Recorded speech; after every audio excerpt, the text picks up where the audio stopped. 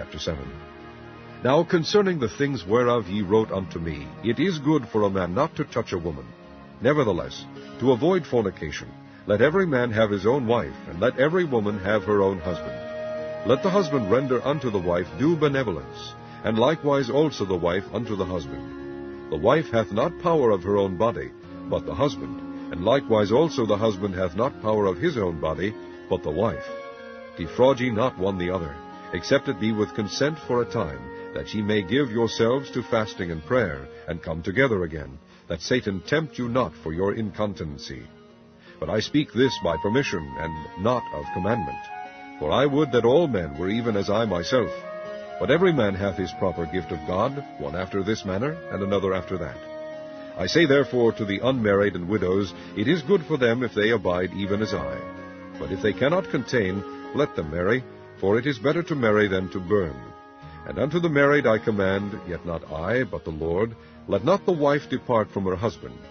But, and if she depart, let her remain unmarried, or be reconciled to her husband, and let not the husband put away his wife. But to the rest speak I, not the Lord, if any brother hath a wife that believeth not, and she be pleased to dwell with him, let him not put her away. And the woman which hath an husband that believeth not, and if he be pleased to dwell with her, let her not leave him. For the unbelieving husband is sanctified by the wife, and the unbelieving wife is sanctified by the husband, else were your children unclean, but now are they holy. But if the unbelieving depart, let him depart. A brother or a sister is not under bondage in such cases, but God hath called us to peace. For what knowest thou, O wife, whether thou shalt save thy husband? Or how knowest thou, O man, whether thou shalt save thy wife? But as God hath distributed to every man, as the Lord hath called every one, so let him walk. And so ordain I in all churches. Is any man called being circumcised? Let him not become uncircumcised. Is any called in uncircumcision? Let him not be circumcised. Circumcision is nothing, and uncircumcision is nothing, but the keeping of the commandments of God. Let every man abide in the same calling wherein he was called. Art thou called being a servant? Care not for it, but if thou mayest be made free, use it rather. For he that is called in the Lord, being a servant, is the Lord's free man. Likewise also he that is called, being free, is Christ's servant. Ye are bought with a price. Be not ye the servants of men. Brethren, let every man, wherein he is called, therein abide with God. Now concerning virgins I have no commandment of the Lord, yet I give my judgment, as one that hath obtained mercy of the Lord, to be faithful.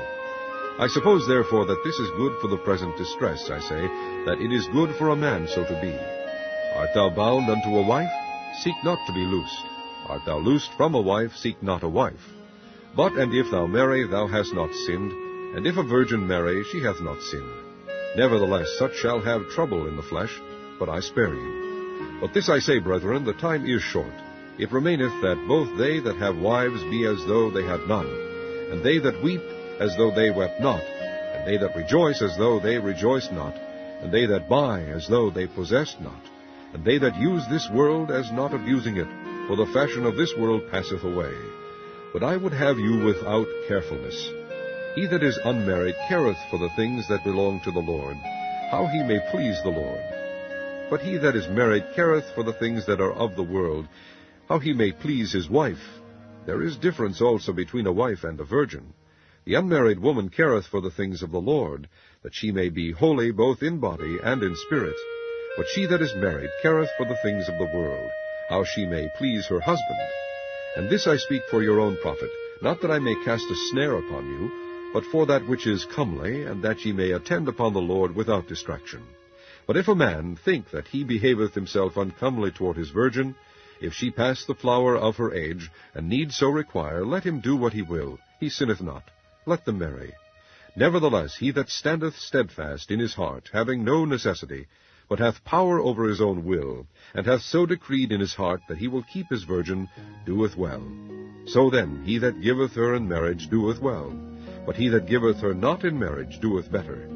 The wife is bound by the law as long as her husband liveth, but if her husband be dead, she is at liberty to be married to whom she will, only in the Lord. But she is happier if she so abide, after my judgment, and I think also that I have the Spirit of God.